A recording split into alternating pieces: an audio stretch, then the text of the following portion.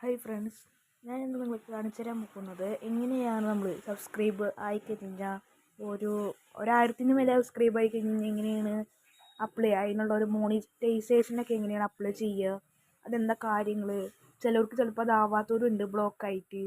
അതൊക്കെ എന്താണെന്ന് ഞാൻ വിശദമായിട്ട് പറയാൻ പോവുകയാണ് ഈ ചാനലിലൂടെ. നമുക്ക് നേരെ വീഡിയോയിലേക്ക് കിടക്കാം. ഇപ്പോൾ ഞാൻ നിങ്ങൾക്ക് കാണിച്ചു തരാം.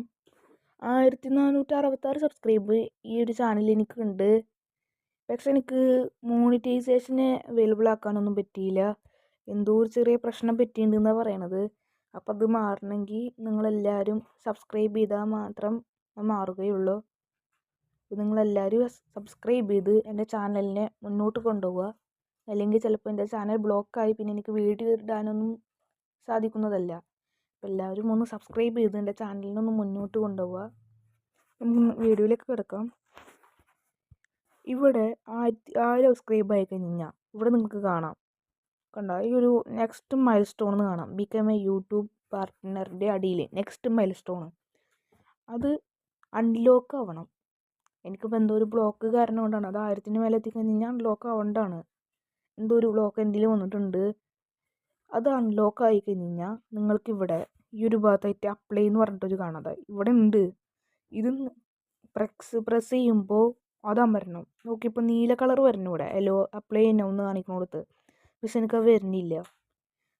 അതാണ് എനിക്ക് ചെറിയ പ്രശ്നം എന്തോ പറ്റിയിട്ടുണ്ട്, എനിക്കറിയില്ല. പിന്നെ അതിൻ്റെ അടിയിൽ കണ്ടിന്യൂ ടു ഗ്രോ, അതിൻ്റെ മേലെ നിങ്ങൾക്ക് കാണാം ഫ്യൂച്ചർ മൈൽ സ്റ്റോൺ, അതും മാറിയിട്ട് അൺലോക്ക് ആവണം.